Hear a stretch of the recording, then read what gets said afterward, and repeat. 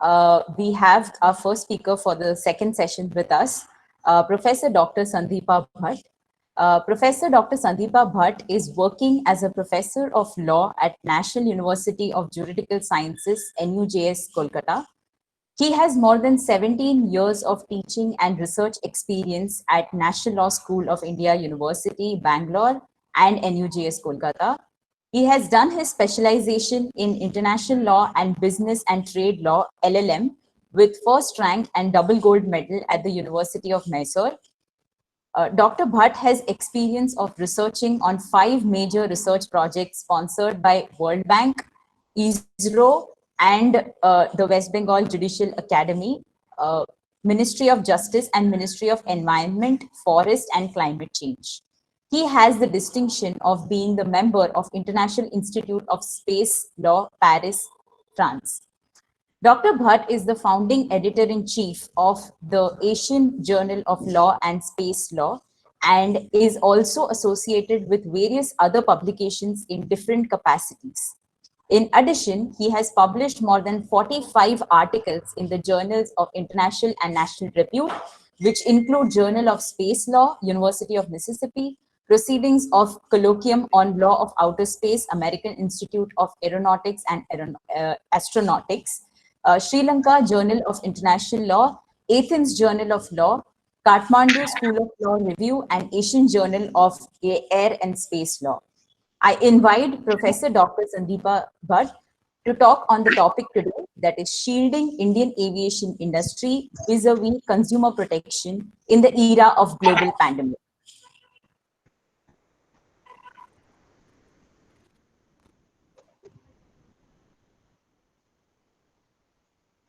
Thank you, Shivani. Distinguished dignitaries, friends, my colleagues, ladies and gentlemen. A very good morning to all of you. I hope that I am audible and also my PPT is visible.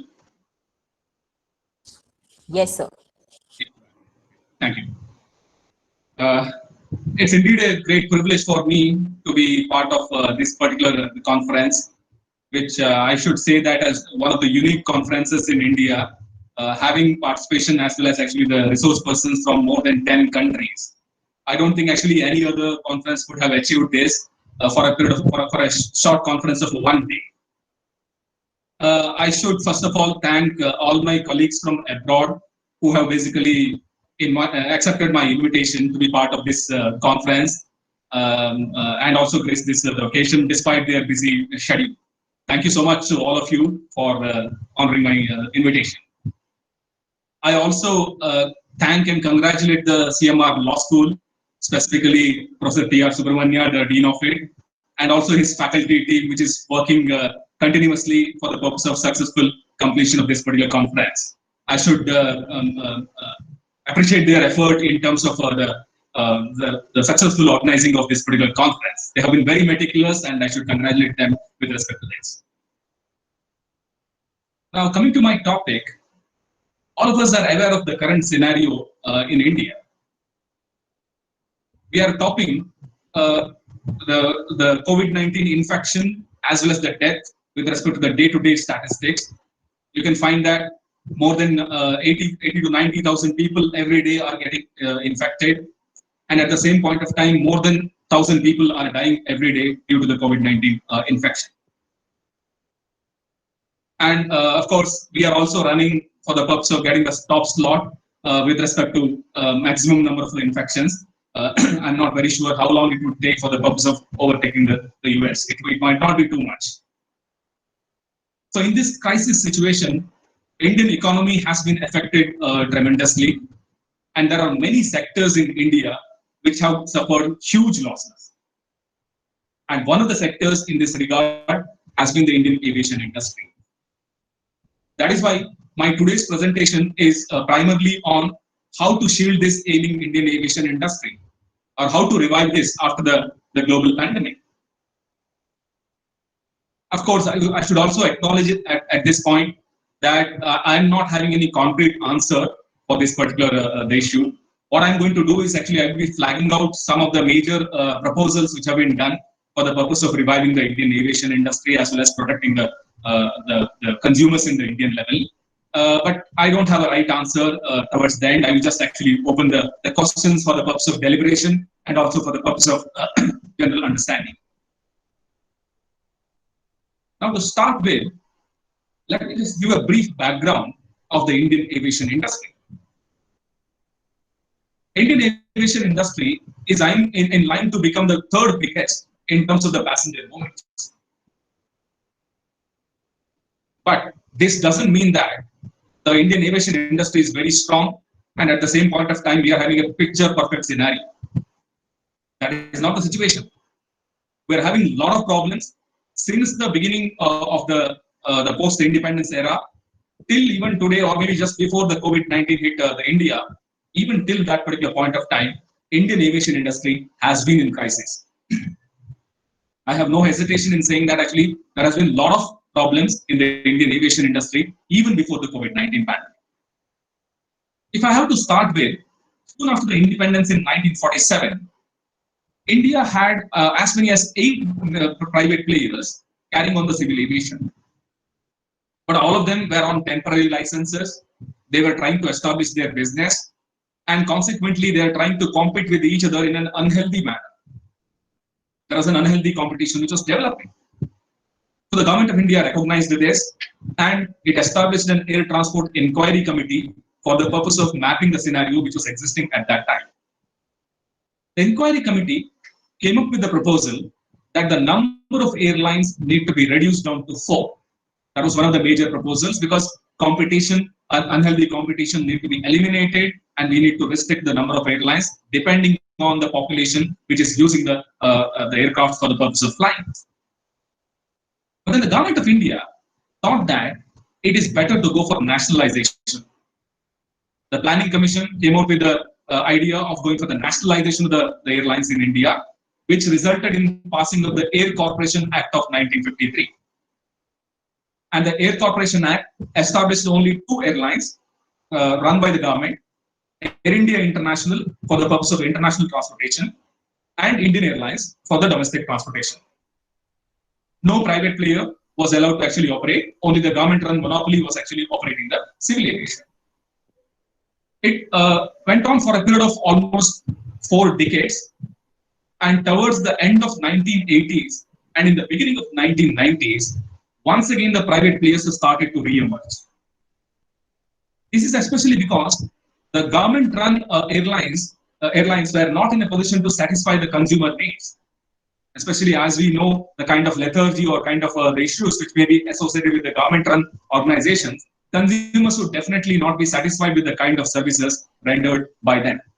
So precisely because of that reason, in 1980s, the last part, and in the beginning of 1990s, private airlines started to emerge, like say the airlines like the Jet Airways, then the Intercity Airlines, Goa Aviation the Limited, all those different kind of the private airlines came into existence during this time. Of course, we need to keep in mind that these private airlines were completely contrary to the norms set under the Air Corporation Act.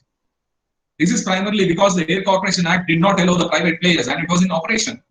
It has monopolized, and it was the state which was running the aviation industry. But how did actually they get the licenses? How did they start operation? All these things are actually debatable issues. But then finally, the government of India repealed the Air Corporation Act in 1994 for the purpose of allowing the private players to start their business. So what might have started as something illegal in 1980s or initial 1990s has been legalized by repealing the Air Corporation Act of Air Corporation Repeal Act of 1994. I should say that 2003 is a major year in the Indian civil aviation history, which has resulted in a kind of a revolution. That is because in 2003, Air Deccan came into the picture, one of the first low-cost carrier in the Indian scenario. Until that time, the flying was a kind of a luxury. Only those people who are rich enough could be able to fly in the Indian level. But Air Deccan has drastically reduced down the price of the airfare to the extent of 60 to 70%. What was costing around 10 to 12,000 for one-way flight has reduced down to 3 to 4,000. So more than 60% of the reduction took place after the entry of the Air Deccan into the aviation sector. This has also been followed by the airlines like SpiceJet and then even Indigo, the two other main low-cost carriers. So this revolutionized the entire thing. Flying became affordable even to the common man in India. So not just it was a luxury, or not only the richer class, but also actually the middle class people could be able to fly with the reduction in the airfare. But at the same point of time, it had a serious kind of a blow to the aviation industry. Again, the unhealthy competition, unfair trade practices started to emerge with the number of airlines trying to compete with each other in the aviation sector. Most of the airlines started having operating losses. The two big players, Kingfisher and Jet Airways, both of them have been completely grounded. They are no more flying. And SpiceJet had made huge losses. Similarly, Air India also, for that matter, had made huge losses. Every year, the government is bailing out Air India. Only maybe Indigo, to a certain extent, has made some amount of profit. But apart from that, almost all other airlines are actually having operating losses, and the Indian aviation industry is surviving on the edge. It's almost already the verge of bankruptcy. Now, this has been the scenario even before the COVID-19. After the COVID-19, what has happened is further disastrous circumstance. We had almost 2 months of complete grounding of the aircraft during the lockdown period, starting from the end of the March. And thereafterwards, also in a limited way, aircrafts are operating in the domestic level. In the international level, it is much more limited. And all these had a severe impact on the aviation business. We can find that the statistics show almost at least more than 50% decline has happened in the airline business in India. And we should keep in mind that this also includes the first 3 months, January to March in 2020, wherein the airlines had the normal business. So if we consider after the lockdown period, last part of the March 2020, maybe till the end of this year, probably we will be having the loss of more than 80% business in the aviation industry. And experts believe that the loss in terms of in monetary terms would be around 10 billion US dollars. It would be around 10 billion US dollars in the aviation sector alone in India. There has also been an estimated job loss of 3 million people in the aviation industry and also in the aviation related industry in India. It's a staggering figure. Even those who are employed or who are continued in the employment, they have also not been paid the full salary. They have got cuts to the extent of 50 to 60%. So they are getting only their 40% of the salary and not more than that. So such a kind of a drastic reduction has taken place with respect to the employees. All these things clearly indicate a kind of a adverse consequence on the aviation industry. They have a moot question after the pandemic, how to bring them back, or maybe how to retain these employees, especially because of the reason that the aviation industry cannot run without the well-experienced employees whom they have already relieved during the pandemic, or maybe whom they are not paying adequate enough. They have shifted the employment to some other sector. So getting them back is a Herculean task, which is going to be faced by the aviation industry, and the running the business in light of all these things is a real problem for the aviation sector. Now, what next? So what has to be done for the purpose of reviving this aviation industry? There are multiple proposals, but each one of them have got their own limitations. I'll just point out these proposals. As I said, I don't have a right answer amongst any one of these. First, the fare increase. Can we allow the fare increase for the airlines? Of course, I don't think the market would afford this. In a developing country like India, it might be very, very difficult for the consumers to afford if at all the airfare is increased to a greater extent. And one of the very reasons why the number of passengers drastically increased was because of the low-cost carriers, as I already pointed out. So once again, increasing the fare might result in reducing the consumer base. So this might not be a right answer. Second, cost cutting. I think most of the experts basically argue about the cost cutting measures. But look at the scenario in India. Aviation industry has already employed so many cost-cutting measures in the wake of competition which emerged after the Air Deccan. There has been a lot of measures like the reduction of the gap between the seats, So you can find that very less leg space is basically provided so that more and more seats can be accommodated in the flight. Then we have the measures like not providing many of the facilities which were provided earlier. We have very minimal facilities provided, especially in the domestic carriage. There are also instances wherein the airlines have not got much reserve fuel in the transportation. They have reduced down in terms of having the reserve fuel. So like that, many of the cost-cutting measures have already been implemented by the aviation industry. But all of them have a severe impact on the safety. Like the reduction of the space, this is going to have a severe impact in terms of emergency evacuation.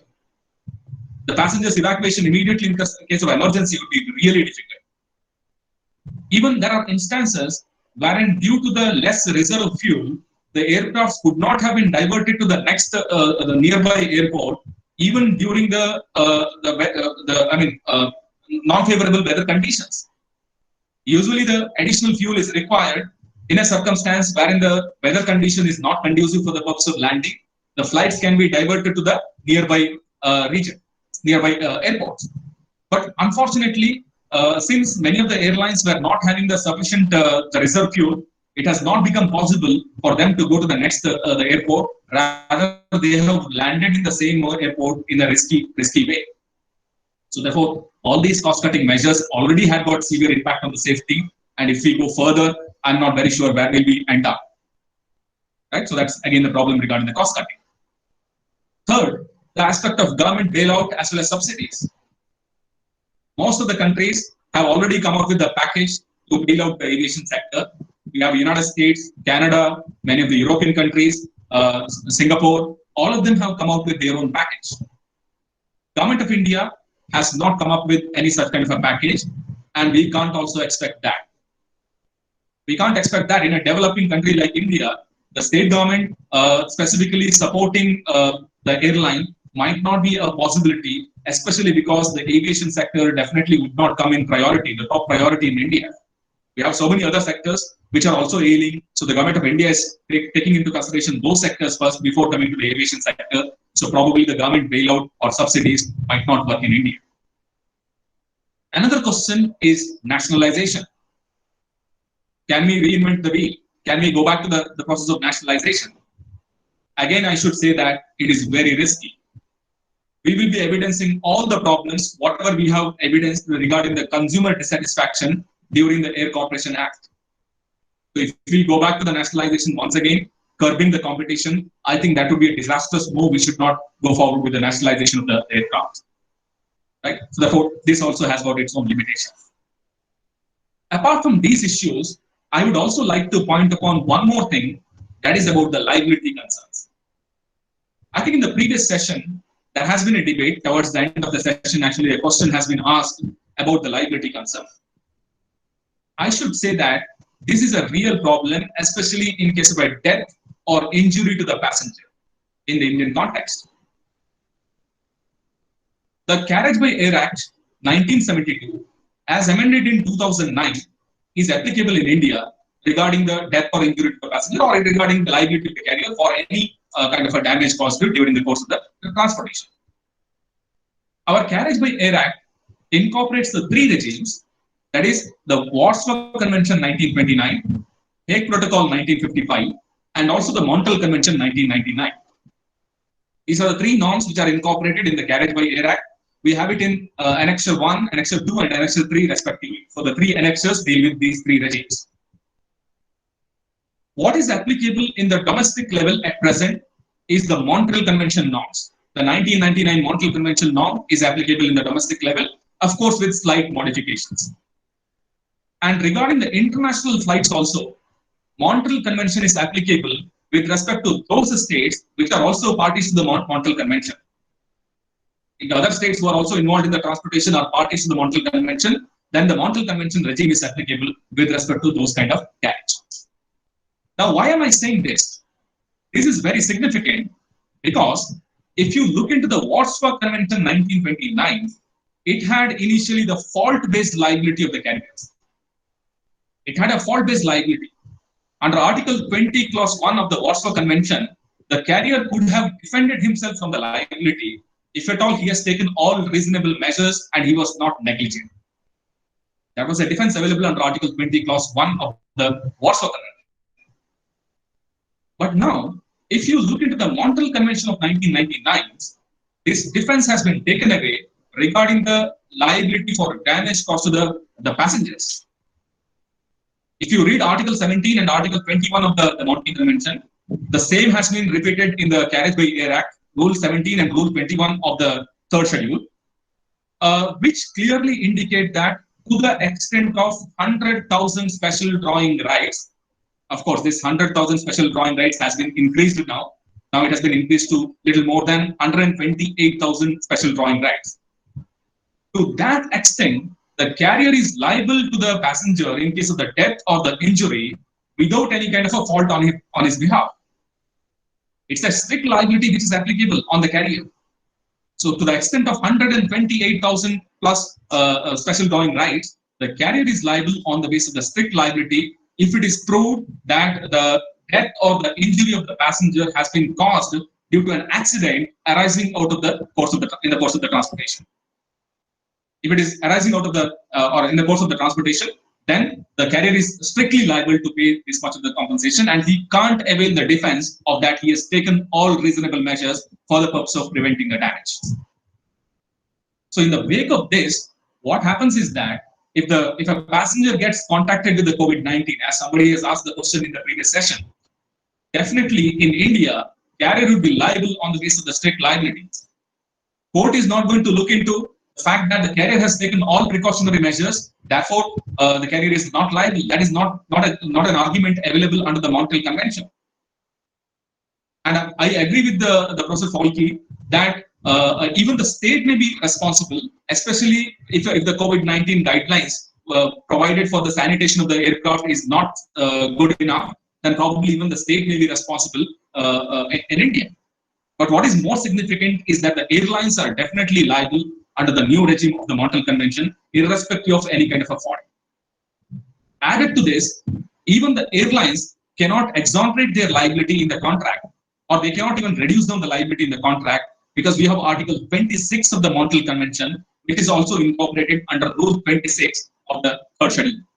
Third schedule of actually the Carriage by Air Act basically incorporates the same article under Article Rule 26, which clearly says that the carrier cannot exonerate his liability, or he cannot include any clause to reduce down the limit of liability below the conventional norms. If he does that, such a clause is null and void, and the contract is valid.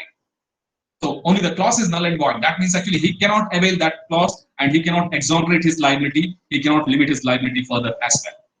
So therefore, what I find is that in the Indian sector, definitely we would be facing the crisis, especially if the COVID-19, of course, there is a problem in terms of proving whether the COVID-19 has been contracted in the course of transportation, as subject to the factual determination. But if the passenger can prove this, then definitely the carriers would be liable in the Indian level without any kind of a fault on their behalf. So these are the major concerns, and I should say that all these things has to be worked out, and then somehow we have to have a kind of a balanced regime. We should not go for actually protection of the aviation industry alone. We should also take into consideration the fact that consumer interest should also be protected. So we should balance the interest of aviation industry as well as the consumer interest in the process of coming out of this particular crisis, whatever we are facing at present. That's all. Thank you so much.